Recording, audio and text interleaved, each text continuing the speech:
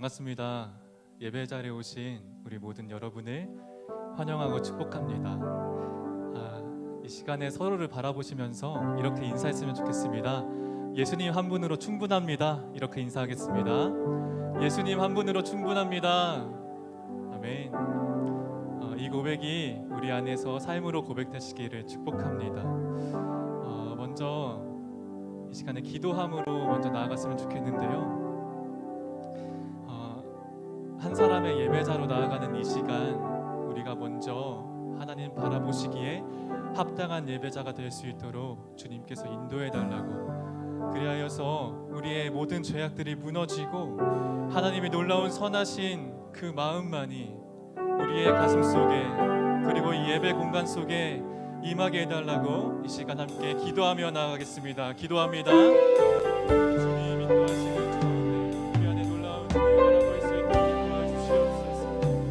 하나님, 우리가 온전히 주를 찬양하고 예배할 수 있도록 인도하셔서 예배하는 가운데 놀라운 소망을 알게 하시고, 주를 찬양하며 나아갈 때 하나님, 우리가 예배하는 것이 주님을 바라는 것 그 하나로 나아가게 하여 주시옵소서. 하나님, 우리가 주님을 바라볼 수 있는 그 눈이 열리게 하시고, 예배를 통하여서 하나님께서 원하시는 그 소망을 품는 자가 될 수 있도록 아버지 인도하여 주시옵소서. 하나님, 우리가 주님을 바라볼 수 있는 그 기쁨의 눈이 열릴 수 있도록 인도하시고, 우리의 영성 아버지 하나님께서 이루어주셔서 우리의 소망을 알게 하여 주시옵소서. 사랑이 많으신 하나님 감사합니다. 빛으로 우리의 삶을 조명해 주시는 그 주님을 바라봅니다. 하나님, 우리 안에서 여전히 죄악된 것들, 하나님께서 기뻐하시지 않는 행동들이 있지만 하나님께서 빛으로 조명하실 때 그 모든 죄악이 사라지고 주의 권능만이 남은 줄을 우리가 믿음으로 선포합니다. 하나님, 우리가 이 시간 예배자로 나아갈 때 그 믿음 가지고 주께 예배할 수 있도록 인도하여 주시옵소서. 살아서 역사하시는 예수 그리스도의 이름으로 감사하며 기도합니다. 아멘. 우리 살아계신 주님께 다시 한번 큰 영광의 박수 올립니다. 아멘. 주님 살아계십니다.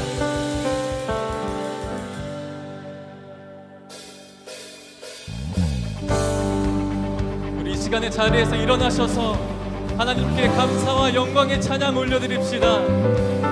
언제나 빛으로 함께 하시는 하나님께 우리의 온 마음을 다해서 찬양합니다. 주의 선하심과 진실함을 담길 원해. 그의 빛으로 나갈 때 그 성품 닮아가네. 빛을 닮아갈 때 주가 주신 자유함으로 옳은 대로 돌아와서 별같이 비치네. 주의 선하심과 진실함을 담길 원해. 그의 빛으로 나갈 때 그 성품 닮아가네.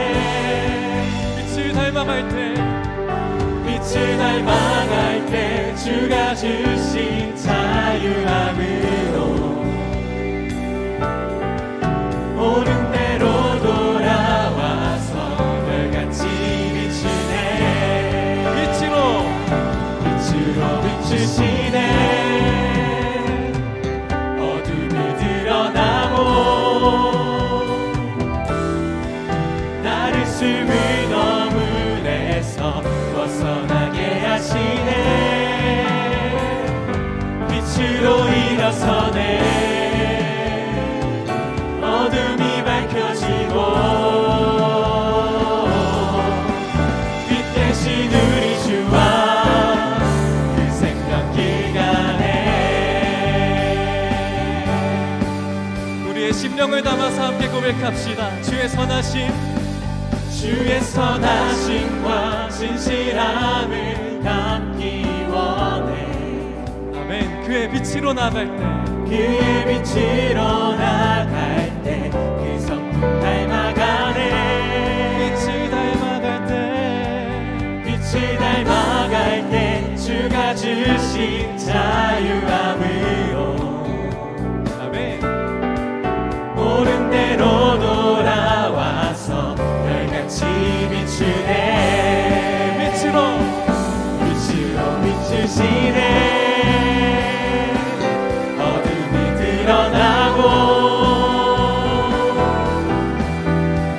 숨은 어둠에서 벗어나게 하시네. 빛으로 일어서네. 어둠이 밝혀지고 빛 대신 우리 주와 그 생명길 가네.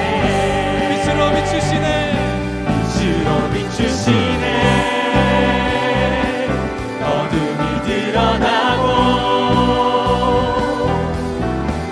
나를 숨은 어둠에서 벗어나게 하시네. 빛으로 일어서네. 빛으로 일어서네. 어둠이 밝혀지고 빛 대신 우리 주와 그 생명길 가네. 우리의 마음으로 고백합니다. 내 영혼아, 내 영혼아, 일어나 주의 빛 발하라. 주의 영광이 우리 위에 임하였네. 내 영혼아 일어나. 내 영혼아 일어나 주의 빛 발하라. 주의 영광이 우리 위에 임하였네. 내 영혼아 일어나. 내 영혼아 일어나 주의 빛 발하라. 주의 영광이 우리 위에 임하였네. 내 영혼아 일어나. 내 영혼아 일어나 주의 빛 발하라. 주의 영광이 우리 위에 임하였네. 빛으로 비추시네. 어둠이 드러나고 나를 숨은 어둠에서 벗어나게 하시네. 빛으로 일어서네. 어둠이 밝혀지고 빛 대신 우리 주와 그 생명길 가네. 빛으로 비추시네. 빛으로 비추시네. 어둠이 드러나고 나를 숨은 어둠에서 벗어나게 하시네. 빛으로 일어서네. 어둠이 밝혀지고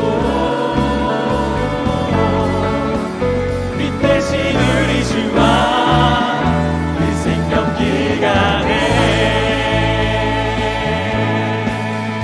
우리 빛으로 함께하신 하나님께 감사와 영광의 박수 올려드립시다. 하나님 우리와 함께하시니 감사합니다. 주님 빛으로 우리의 삶을 조명하여 주시옵소서. 아멘.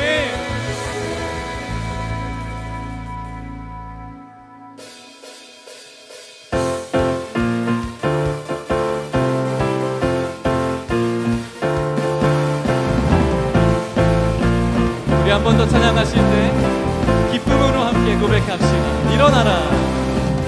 일어나라 주의 백성 빛을 발하라. 주가 너의 영광으로 임하시리라. 일어나라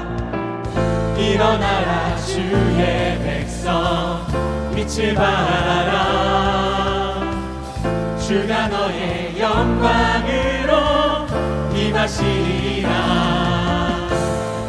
온 세상이 어둠 속에 헤매고 있지만 주가 너와 함께 계셔 회복을 명하리라. 일어나라 빛을 발하라. 온 백성이 너의 빛을 보고 사방에서 나오네. 일어나라 빛을 발하라.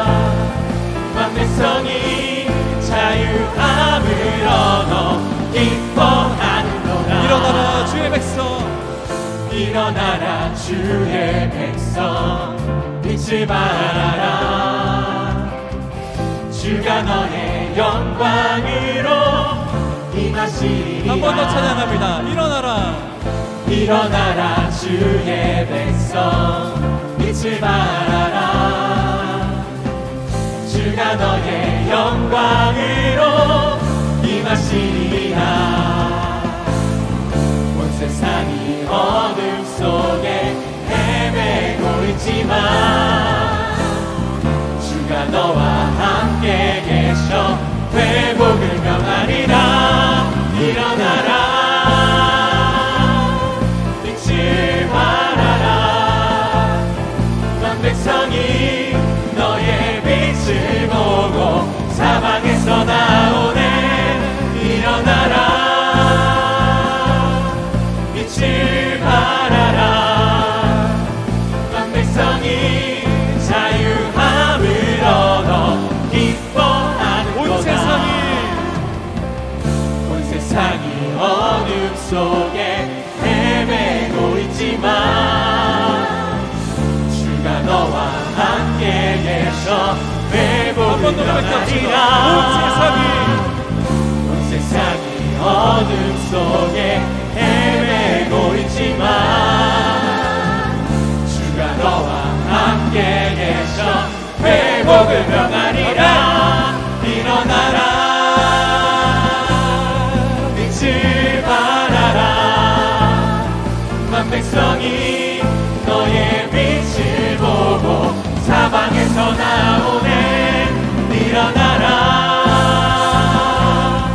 잊지 말아라. 만 백성이 자유함을 얻어 기뻐하는도다. 만 백성이 자유함을 얻어 기뻐하는도다. 만 백성이 자유함을 얻어 기뻐하는도다. 자유를 주신 하나님께 감사와 영광의 박수 올립시다. 주님 감사합니다.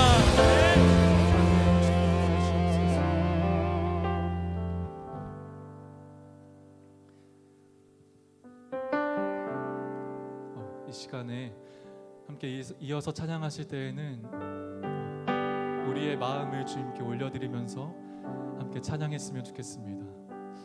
우리의 삶에는, 우리의 마음속에는 선한 것이 하나도 없습니다, 주님. 그런데 주님께서 일하셔야, 주님께서 채워주시는 그 성품과 사랑으로 인해서 우리가 선해질 수 있음을 믿습니다. 그 믿음으로 함께 이 시간 찬양으로 주님께 영광 올리겠습니다.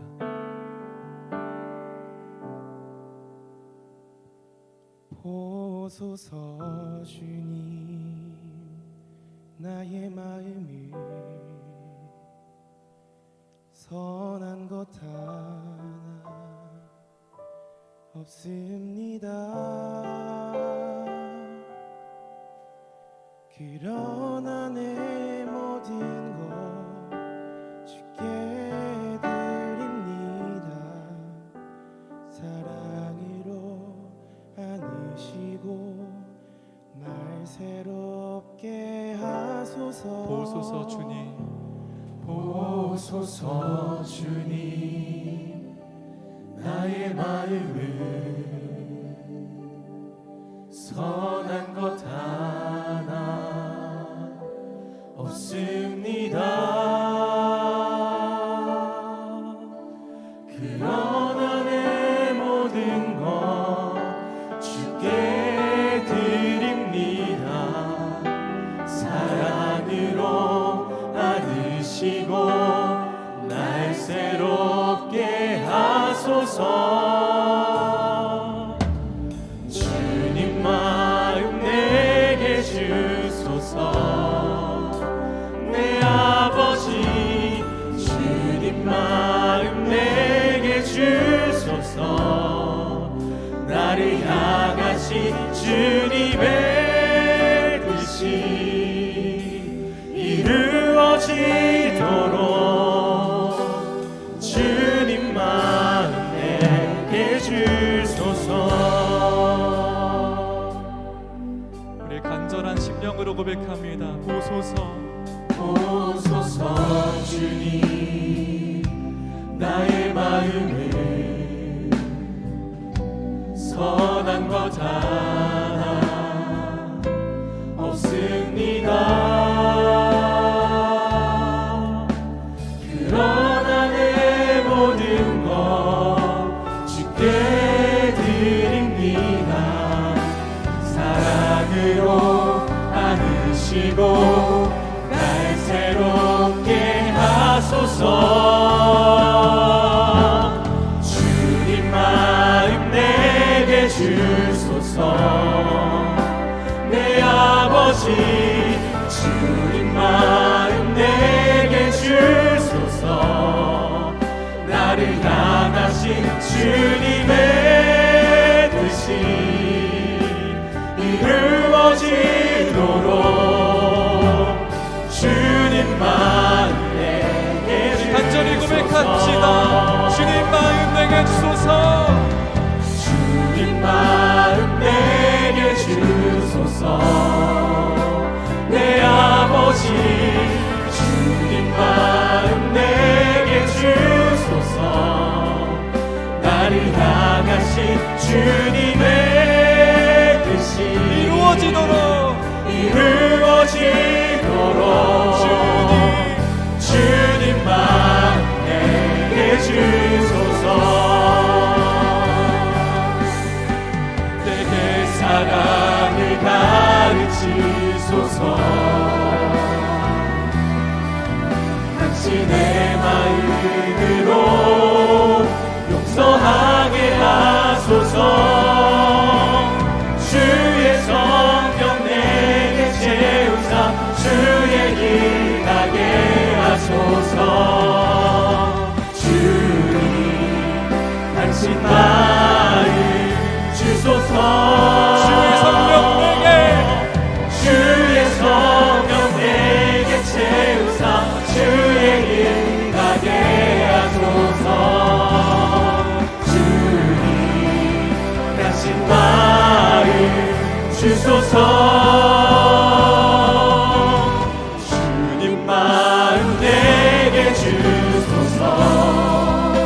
내 아버지 주님 마음 내게 주소서.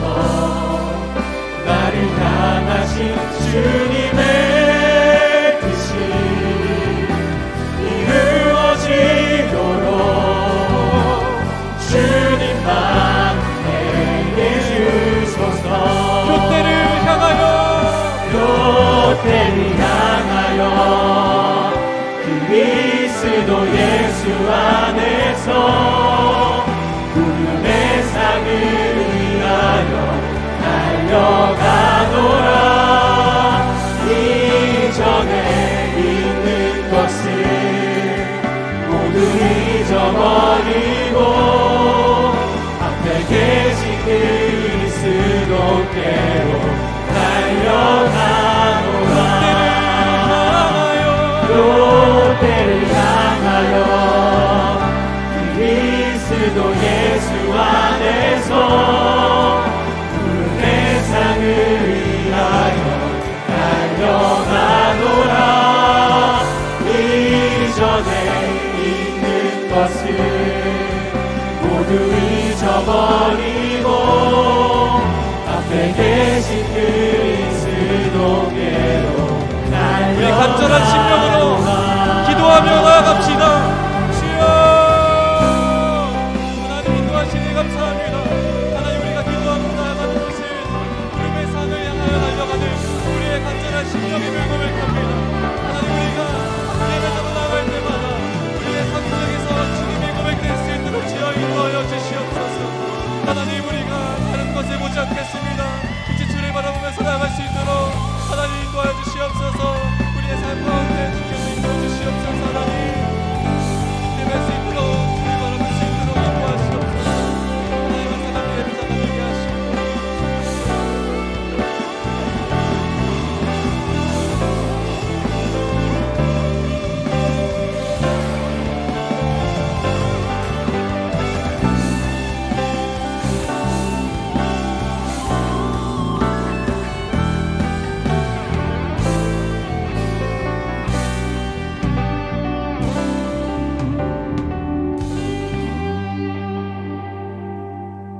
나의 영혼이 잠잠히 하나님만 바라며 나의 구원이 그에게서 나오는도다.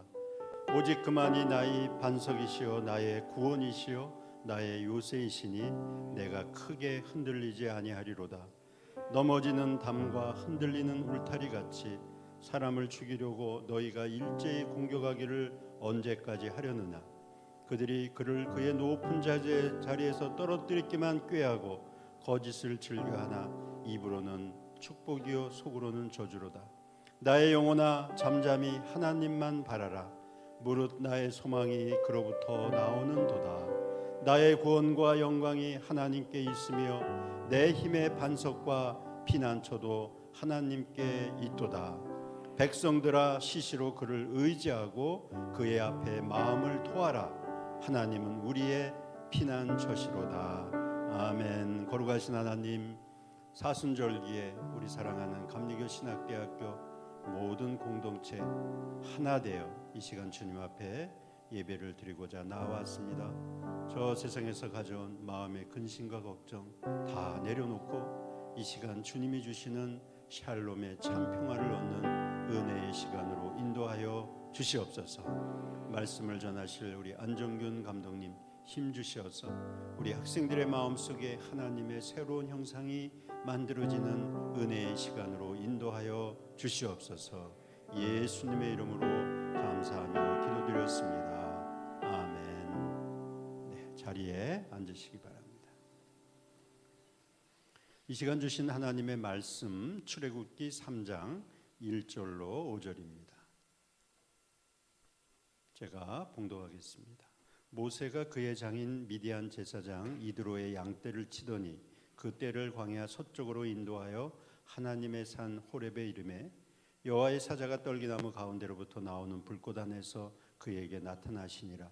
그가 보니 떨기나무에 불이 붙었으나 그 떨기나무가 사라지지 아니하는지라. 이에 모세가 이르되 내가 돌이켜 가서 이 큰 광경을 보리라. 떨기나무가 어찌하여 타지 아니하는고 하니 그때에 여호와께서 그가 보려고 돌이켜 오는 것을 보신지라. 하나님이 떨기나무 가운데서 그를 불러 이르시되 모세야 모세야 하시매 그가 이르시되 내가 여기 있나이다. 하나님이 이르시되 이리로 가까이 오지 말라. 네가 선 곳은 거룩한 땅이니 네 발에서 신을 벗으라. 아멘. 네.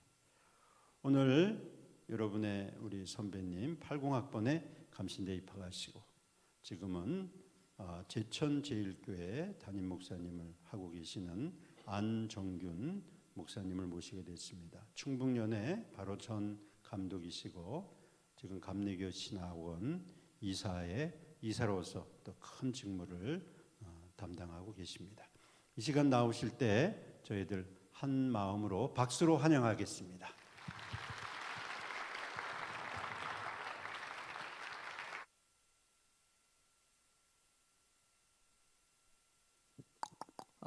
하나 둘 셋 하나 둘 셋 마이크가 시험 당하고 있습니다. 먼저 양해의 말씀을 좀 드릴 게 있어요. 지난주 중에 내가 코로나에 감염이 됐어요. 그 며칠 동안 완전히 독방에 갇혀 지내다가 이번 주 초에 이제 음성이 다 나오고 다 나와서 나왔어요, 방에서. 근데 목소리가 회복이 안 됐어요. 기침이 아직도 나오고, 물론 어제까지는 더 심했는데 오늘 좀 낫지만 목소리가 회복이 안 돼가지고, 그래서 양해를 구하면서 원래 나를 볼 때 저런 목소리구나. 원래는 지금보다 조금 더 낫다는 거. 예. 목소리가 그래도 남부럽지 않게 괜찮다는 거 믿거나 말거나 하여튼 여러분들 이런 말로 시작하니까 썰렁하게 생각하는지 모르겠네요. 감신대 채플에 올 때마다 이게 모든 동문 선배 목사님들 다 마찬가지일 거예요. 옛날을 추억하면서 그렇게 와요. 그래서 내가 학교 다닐 때 그렇게 추억하면서 이렇게 오는데, 이번에도 마찬가지입니다. 몇 년 만에 감신대 채플에 서게 되는데 또 옛날 추억을 하면서 왔어요. 중학교 때 은혜를 받고 열심히 신앙생활하다가 고3 때 소명을 받아서 그래서 감신대에 입학하게 되는데, 뜨거운 열정으로 들어와서 신학을 공부하다가 1학년쯤 지나니까 이게 아닌가벼. 그래서 2학년 때쯤 되면은 우리 대부분 그때 그랬어요. 뭐 우리 여기 유경동 교수님도 있지만 그 당시에는 대부분 그랬어요. 2학년 때쯤 되면 대부분 무신론자가 돼요. 그러다가 3학년 때쯤 되면은 사탄 마귀가 돼요. 그러다가 4학년 때쯤 되면은 조금 추스려요. 그리고 그때는 대학원 안 해도 목회를 나갈 수 있었으니까, 그리고 이제 졸업하고 목회 현장 나가고 대학원 가는 친구도 있고 이제 그렇게 갈리게 되는데, 결국 신학대학에서 정신적으로 좀 방황하고 힘든 시간들을 그 당시에는 대부분 보냈던 것 같아요. 왜냐하면 집약적으로 학부 4년 동안에 신학이라는 학문을 막 이렇게 집어넣어 주는데, 그때 배운 것들이 뭐냐면 철저하게 우리 감신 신학이 이성 중심이에요. 그래서 성서학을 배워도 비평학을 배워요. 신학대학 2학년 때 제가 복음서 주석이나 구약의 이 성서학을 이렇게 배우는데, 양식 비평, 편집 비평, 역사 비평, 구조주의, 사회학적 성서 해석, 이런 거로 성경을 이렇게 공부하다 보니까 이 고전적인 어떤 문학 작품을 공부하는 것처럼 그렇게 하면서부터 사실은 머리는 커지면서 가슴은 식어지더라고요. 조직 신학을 배우는데 세계 철학사 배우고 철학자들, 실존주의 철학자들 이렇게 배우면서 조직 신학자들의 철학을 배우면서 이성적이고 합리적인 그런 신앙에 대해서 눈을 뜨게 되면서 자꾸만 이성적이고 합리적인, 과거의 교회에서 감성적이고 뜨거웠던 그런 것보다는 그런 생각이 접어드는 거예요. 그래서 정신적인 방황도 있고 그렇게 되더라고요. 저도 지금 신학대학 시절에 외국인 교수님이었는데, 박대인 교수님이라고, 영어 이름 포이트레스라고, 지금도 살아계세요. 미국에 90이 넘어서. 이분이 자유주의와 근본주의 강의했던 걸 지금도 내가 기억을 하는데, 학교에서 신학교 풍토가 인간의 이성을 더 강조하고 이성의 근거에서 신앙을 풀어나가면 자유주의, 진보주의로 나가요. 근데 성경을 중심으로 성경의 권위를 내세우고 그렇게 하다 보면은 이게 근본주의, 보수주의로 나가는 거죠. 그래서 그것을 그때는 몰랐어요. 나가서 목회를 하다 보니까 나는 이성적으로, 합리적으로 교회 현장에서 내가 대하는 많은 사람들에게 그렇게 일깨워서 세상의 빛과 소금의 역할을 감당할 수 있는 크리스찬을 만들어야지, 이렇게 생각하고 목회를 나갑니다. 수련 목제도도 없어서 담임 목회 저기 개척교회에 나가서 교인 몇 명 없는데 시작을 하죠. 그런데 목회 현장에 나가 보니까 힘든 일들이 많이 생기더라고요. 교인이 없으면 없는 대로, 많으면 많은 대로, 많으면 더 많은 문제 가운데 있고, 나는 신학대학 다닐 때 내가 공부하고 이런 것 충분한 줄 알았어. 지적 자만심이 있었어. 그래서 내가 목회하면 잘 될 줄 알았어. 그런데 수많은 갈등과 어려움을 겪기 시작하면서 어떻게 돼요? 진심으로 하나님 앞에 기도하게 되고, 매주 설교 준비를 하면서 말씀 앞에, 신학대학 나오고 대학은 다 졸업해도 내가 갖고 있는 자료는 6개월 안에 다 떨어져요. 그러니 성경을 묵상하고 거기서 내게 주어지는 말씀을 찾으려고 애쓰다 보니까 나의 부족함을 깨닫고, 그리고 그 속에서 새벽마다 기도하게 되고, 그리고 성경을 더 깊이 묵상하게 되고, 이렇게 되면서 목회하면서 바뀌는 게 뭐냐면, 이성적이고 합리적인 것보다 성경의 말씀의 권위를 느끼게 되고, 그러면서 영적인 세계를 체험하게 됩니다. 우리 눈에 보이는 세계가 육적인 세계인데, 눈에 보이지 않는 영적인 세계가 있다는 것을 본격적으로 목회자가 되고 나서 교회를 섬기면서 조금씩 터득해 나가는 거예요.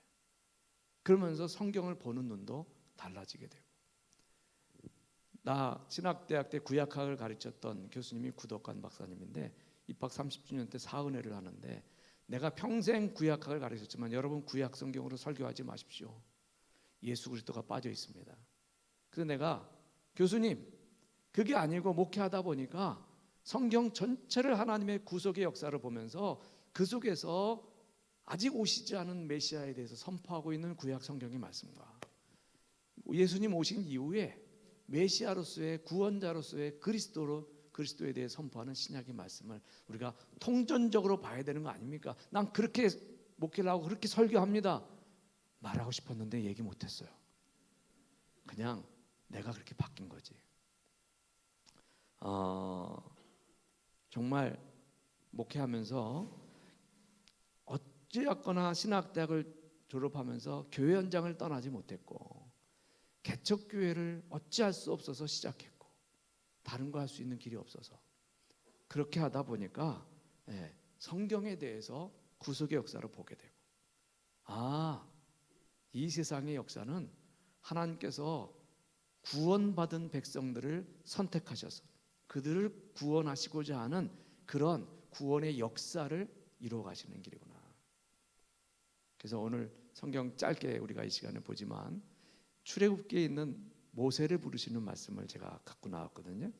바로 하나님의 구원 역사를 위해서 그 하나님의 일을 대행할 수 있는 사람을 택해서 부르시는 그런 장면이 오늘 출애굽기 3장에 모세가 호렙산에서 하나님을 만나는 장면입니다.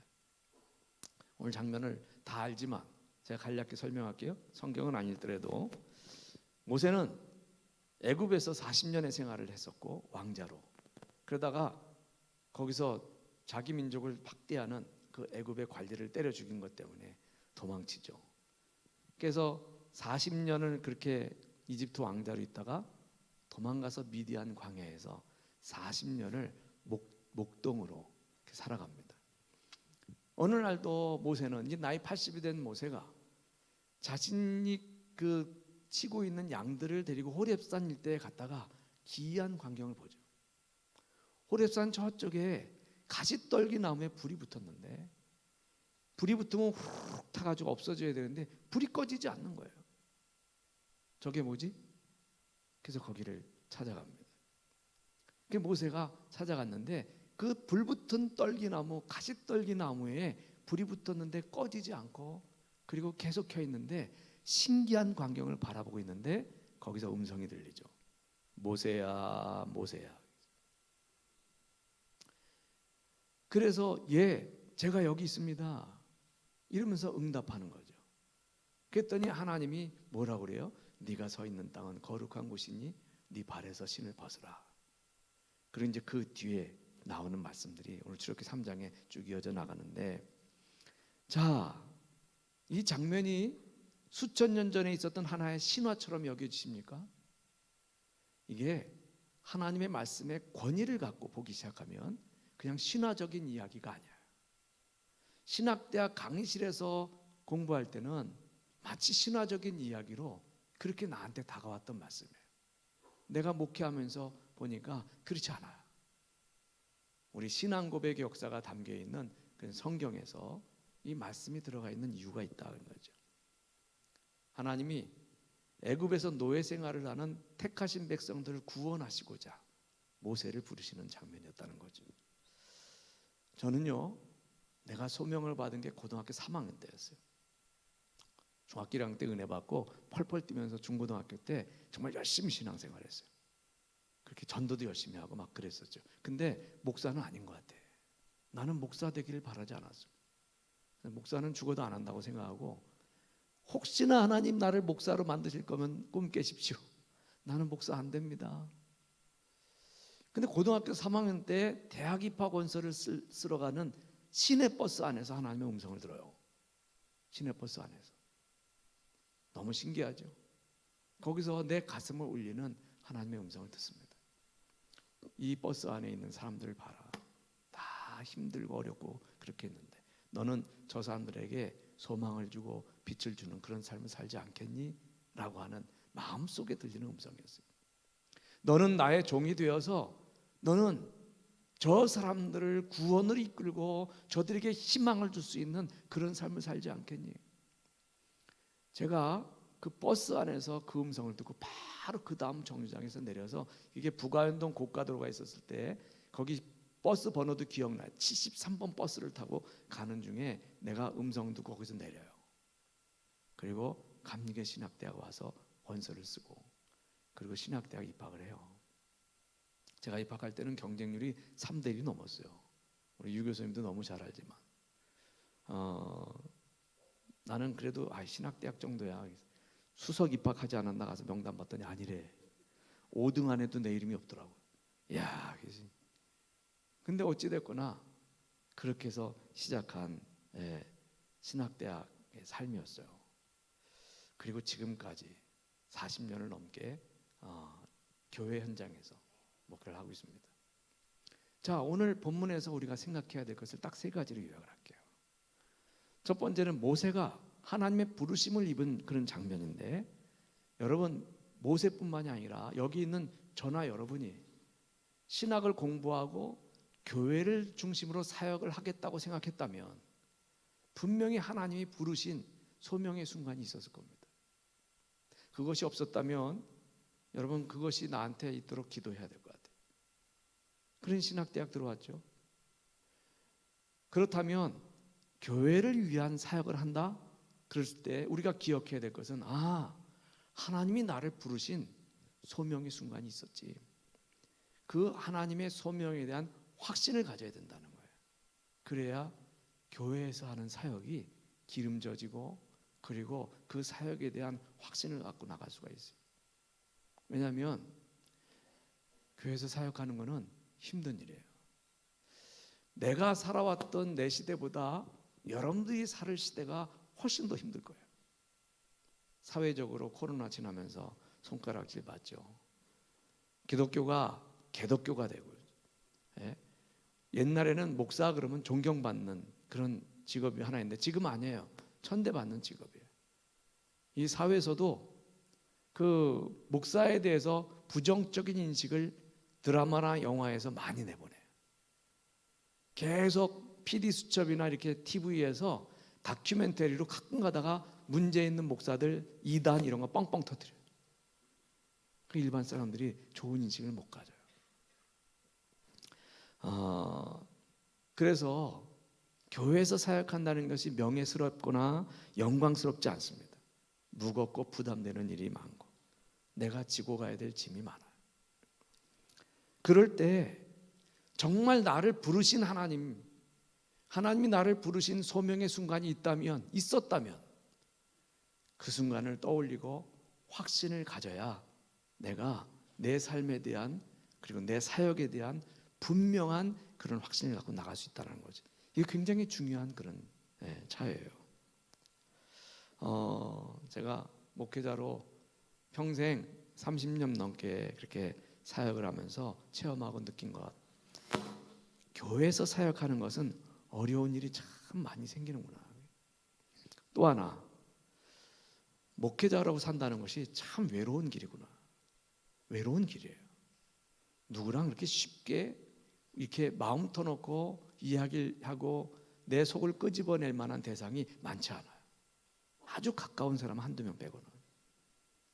그래서 선배 중에 멘토를 삼아서 의논하는 분 만들고, 친구 중에서도 교회에 대한 이야기를 함께 나눌 사람 그렇게 많지 않아요. 그런 사람들 만들고. 참 외롭고 힘든 길을 가는 게 이 길인데 어떻게 해요? 그럴 때마다 하나님이 나를 부르셨다라고 하는 소명의 순간을 기억하고 확신을 갖고 나가는 거예요. 부르심에 대한 확신인 거예요. 그것이 없는 사람은 지금이라도 그 소명을 깨닫게 해달라고 기도해야 될 줄로 믿습니다. 두 번째로 오늘 생각해 볼 것은 불붙은 떨기나무에 대해서 생각해 보려고 해요. 불붙은 떨기나무. 모세가 본 것은 매우 신기한 광경이었어요. 그 옛날 사막과 같은 광야에 가시떨기나무는 정말 별 볼 일 없는 나무예요. 불 붙으면 후루룩 다 타버리고 금방 꺼지는 그런 나무입니다. 광야에서 흔히 볼 수 있는 말라있고 그리고 그렇게 크지 않은 잡목과 같은 나무가 가시떨기나무였어요. 그런데 불이 붙었는데 안 꺼져요. 그래서 호기심에 모세가 가게 된 거죠. 그리고 거기서 하나님을 만나요. 하나님의 음성을 듣고. 자, 그렇다면 하나님이 모세를 부르신 시점에 대해서 생각해 봅니다. 40년을 이집트의 왕자로 살았어요. 이집트의 왕자로 살면서 최고급 음식 다 먹고 8명이 끄는 그런 가마에 타고 다녔고, 그리고 금은 보화로 치장된 그런 방과 그리고 값비싼 옷을 입고 다녔고, 이집트 왕자로서. 그리고 최고의 선생들로부터 최고의 학문을 배웠고 40년을 그렇게 살았어요. 그런데 그가 사람을 죽인 것 때문에, 동족을 핍박하는 사람을 죽인 것 때문에 쫓겨나서 광야에 갔을 때, 광야에서 험한 음식 먹고 어렵게 힘들게 살고, 근데 그때도 부르시지 않으셨어요. 그냥 그때 분노와 그리고 막 세상을 향한 화를 갖고 있을 때 하나님 부르시지 않았어요. 그 광야에서 40년을 살면서 아유, 나는 별 볼 일 없는 존재야, 나는 아무것도 아니구나 라고 생각할 때 하나님은 모세를 부르셨어요. 저는요, 하나님이 모세를 이집트의 왕자의 신분으로 있을 때, 많은 영광을 누리고 있을 때 부르시지 않았고, 갑자기 거기서 급락해서 천민의 신분으로 떨어지고 정말 별 볼 일 없는 사람으로 전락해서 그 마음속에 많은 울분과 분노와 화가 있을 때 부르시지 않았어요. 그 40년까지 지나서 다 포기하고 교만을 버리고 울분과 분노도 다 사라지고, 그리고 이젠 내 힘으로 할 수 있는 게 하나도 없구나 라고 생각하는 80 노인이 됐을 때, 하나님은 욕심도 없고 아무 욕망도 없고 그리고 교만도 없고 그랬던 모세에게 모세야 그러면서 부르셨다는 거죠. 하나님의 음성을 겸손한 마음으로 받아들일 수 있는 그때에 하나님 모세를 부르셨다는 거예요. 하나님은 왜 가시떨기 나무에 나타나셨을까? 여기에 메시지가 있죠. 광야에 드문드문 흔하게 있는 그런 별 볼 일 없는, 먹을 음식으로도 쓸 수 없고 땔감으로도 별로 쓸 수 없는 나무, 네? 그런 보잘것없는 쓸모없는 떨기나무가 하나님이 쓴다고 했을 때 그것도 도구로 사용하셨다는 거예요. 광야 40년 생활로 꿈도 없고 자기가 하고 싶은 대로 살지도 못하고 그냥 양떼나 돌보면서 살았던 모세에게 드문드문 광야에 나와 있는 떨기나무처럼, 늘 항상 보아왔던 그 떨기나무처럼 아무도 쳐다보지 않는 별 볼 일 없는 나무 같은 그런 신세가 됐을 때 하나님 불렀어요. 여러분, 이것을 기억하시기 바랍니다. 모세가 그리고 큰 일을 감당하잖아요. 우리는요, 주님 떨기나무라도 괜찮습니다. 주님이 붙들어 주십시오. 이것이 교회를 위한 사역을 하는 사람들에게는 꼭 필요한 자세입니다. 내가 신학 대학원까지 마치고 첫 목회를 나갔을 때 교인들이 없었어요. 장년 1명, 중학생 하나, 초등학생 하나, 청년 2이 있었어요. 그래도 무려 5명, 교회학교 어린이부, 중고등부, 청년부, 장년부가 다 있었어요. 그 속에서 3년을 목회하면서 조금 인원이 불으면 우쭐했다가 한두 가정 이사가서 팍 줄면 좌절했다가, 그러면서 배운 게 뭐냐면, 주님 저는 별 볼 일 없는 사람입니다.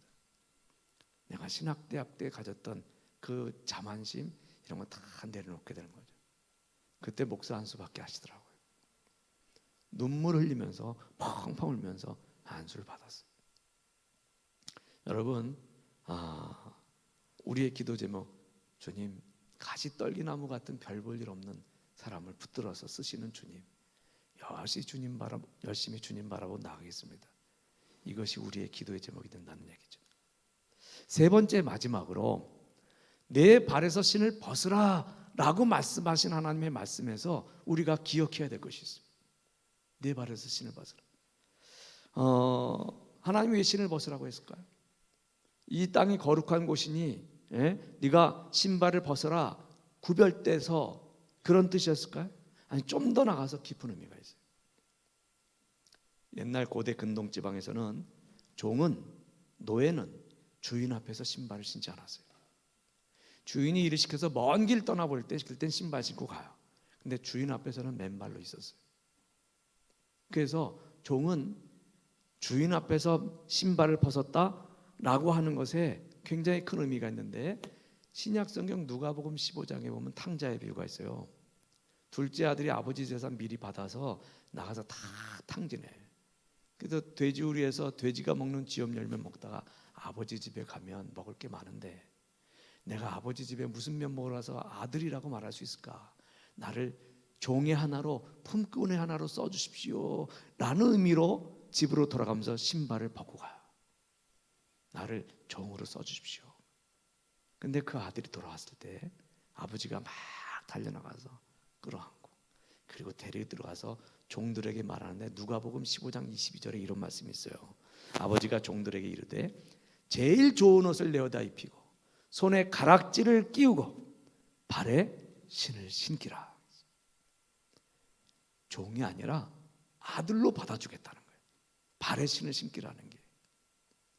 성경에서 신을 벗어라 라고 하신 너는 종이 되라. 신을 신어라. 너는 내 아들이다 라고 하는 말씀으로 이해할 수 있다는 거죠. 여러분, 종은요 주인이 그 인생 전체를 책임져요. 의식주를 비롯해서. 다만 주인 앞에서 신발을 받는 거예요. 종의 음성 듣고 주인의 음성 듣고 시키는 대로 하면 되는 거예요. 그것이 종의 사역이고, 그럼 나머지는 의식주며 모르는 것은 주인이 다 책임져요. 이게 교회 사역자에게는 무지무지 중요한 개념입니다. 내 발에서 신을 벗으라. 모세가 지금까지 살아왔던 삶의 모습을 벗어 던지라. 그 명령이죠. 스스로 경영해온 자기 삶의 방식을 벗어 던지고 하나님이 주인이 돼서 이끌어 주시는 그런 새 삶에 자신을 온전히 맡겨라. 그거 모르고 예수님이 나귀 새끼 타고 예루살렘 들어갈 때 사람들이 막 호산나 호산나 부르니까 나귀 새끼가 자기를 향해서 그런 줄 알고 우쭐해가지고 퍽퍽하면 안 되는 거죠. 자기 등에 타신 예수님을 보고 환호한 거지. 그건 나귀 새끼 보고 환호한 거 아니잖아요. 똑같아요. 목사는 내가 모시고 있는 우리 주님 영광을 돌리기 위해서 살아가는 거지 내가 영광 받는 거 아니에요. 내가 영광 받는 거 아니에요. 그래서 그것이 종의 삶이라는 거죠. 신학대학 다닐 때 이성적 합리적으로 목회를 하겠다. 그것이 다 깨지고, 그리고 목회하면서 어려움 많이 당했다고 그랬죠. 40대 초중반 44살에 중병을 알아요. 내가 생존 가능성이 1%가 안 돼요. 그래서 확장성 심근증이라고 심장 근육이 늘어났는데 서기 직전인데 심장 근육을 한번 늘어나면 원위치가 안 돼요. 심장도 3번 서요. 의학적으로는 죽은 사람이에요. 저는 세계의학계에 보고가 됐어요. 죽을 사람이 아직도 저렇게 살아있다고. 네? 그래서 지금도 같이 목회했던 동료들이랑 건강해? 아유, 안 목사님 건강하셔? 아, 건강하지. 혹시 좀 연약하거나 그런 거 아니야? 난 연약하면 바로 가는 거야. 바로 죽게로 가는 거야. 아무 의학적으로 그런 거 없을 때 어떻게 산에 올라가요? 산에 올라가서 하나님 앞에 기도합니다. 하나님 겨우 여기까지 써먹으려고 나 신학대학 가게 하고 목사 만드셨습니까? 근데 그때 하나님이 나의 교만을 지적하고 회개를 시키시더라고. 그리고 그때 기도하다 음성을 들어요. 그 음성이 뭐냐면 지금부터 너는 네 능력으로 하지 말고 나의 능력을 의지하는 목회를 해라. 성령의 능력을 의지하는 목회를 해라. 제가 그 음성을 내 마음속에서 기도 중에 들려오는 음성을 듣고 그 다음부터 내가 바뀌어요. 40대 중반에. 왜? 그때까지 내가 그래도 개척교회 하다가 부목사 생활하고 그리고 서울에 담임 목회 자리가 어떻게 돼서 정말 기적적으로 중경교회 담임 목사가 되고 그러다 교회가 가서 한 1년 반, 2년, 3년 만에 2배로 성장하고 그래서 내가 우쭐했거든. 빌딩도 2채나 사고 막. 그런데 다 내가 잘하는 게 아니었어요. 내가 내 힘으로 하는 게 아니었어요. 얼마나 회개했는지 몰라요. 그리고 하나님 별 볼 일 없는 가시떨기나무 같은 나를, 광야에 널려있는 가시떨기나무 같은 나를 들어쓰신 하나님, 제가 주님 앞에 내 신발을 벗고 철저히 주님의 능력만 의지하는 목회를 하겠습니다. 그렇게 와서 60대가 되도록 그렇게 목회를 해왔는데 지금도 너무너무 감사해요. 여러분, 우리는 신학을 공부한 사람은 사람들의 육신적인 삶을 다루는 사람이 아니라 그들의 영혼을 다루는 사람이에요. 그래서 영적인 세계에 대해서 우리 눈에 보이지 않지만 우리 삶에 영향을 끼치는 영적인 세계에 대해서 눈을 떠야 되고, 그리고 그런 영적인 체험이 필요하고, 그런 가운데 우리는 주님 앞에서 내 발에 신을 벗고 주님의 종으로 나가야 될 사람입니다. 할렐루야. 우리 감신에서 신학을 공부하는 사랑하는 우리 후배 여러분, 그냥 선배 목사가 와서 하나의 간증을 했다 이런 생각 하셔도 좋은데, 여러분 어떤 형태로든지 신학대학 나오면 교회를 위해서 사역을 해야 됩니다. 오늘 말씀 가슴에 새기시고 우리를 책임지시는 하나님의 비전에 붙들려서 앞으로 주님의 종으로서의 삶을 가치 있게 살아가신 여러분들이 되시기를 주님의 이름으로 축복합니다. 감사합니다.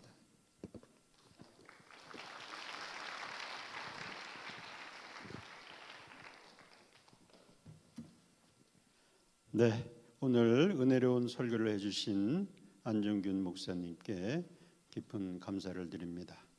또한 순서를 담당하신 우리 찬양팀 홀리클럽, 아주 귀한 찬양 감사합니다. 또 인사 맡아주신 여러분들 감사드립니다. 제 광고지에는 오늘 예배 후에 1시에 여기에서 2023학년도 종교철학 전공 학생의 후보자 연설회 및 정책 토론회가 진행이 됩니다. 학우분들의 많은 참여와 관심 부탁드립니다. 자, 우리 일어나기 전에 같이 주님 안에서 인사 나누시죠. 나는 주의 종입니다. 같이 인사 나누시죠. 네, 우리는 주님의 종입니다. 자, 다 같이 일어나시기 바랍니다. 이 시간 오늘 귀한 말씀을 증거해 주신 안정균 목사님 나오셔서 축도하여 주심으로 목요 체풀 마치도록 하겠습니다. 하나님 감사합니다. 주의 선지동산에서 공부하는 사랑하는 주의 종들을 위해 하나님 축복하시고, 또 이 땅의 어려운 시대에 교회들을 통해서 세상의 빛과 소금의 역할을 감당하는 귀한 주님의 종들 되게 해 주시옵소서. 주께서 은총 베푸사 더욱더 가면 갈수록 깊은 영적인 세계를 체험케 하시고, 또한 열심히 신학을 공부해서 그런 신학적인 자질을 가지고 또한 세상을 밝게 할 수 있는 그런 저들 되게 해 주시옵소서. 이제는 길이요 진리요 생명이 되시는 우리 구주 예수 그리스도의 은혜와 우리를 구원하시기 위하여 구속시키기 위하여 하나밖에 없는 독생자까지도 아낌없이 내놓으시고 희생시키신 하나님 아버지의 무한하신 사랑하심과 지금도 살아계셔서 우리를 영원한 생명의 길로 축복의 길로 인도하시는 성령님의 교통하심이 주님 앞에 나와 함께 예배하며 주시는 말씀을 통해 주의 종들로서의 삶을 다짐하는 사랑하는 주의 권속들 가운데에 이제로부터 영원토록 함께하여 주시옵기를 간절히 축원하옵나이다. 아멘.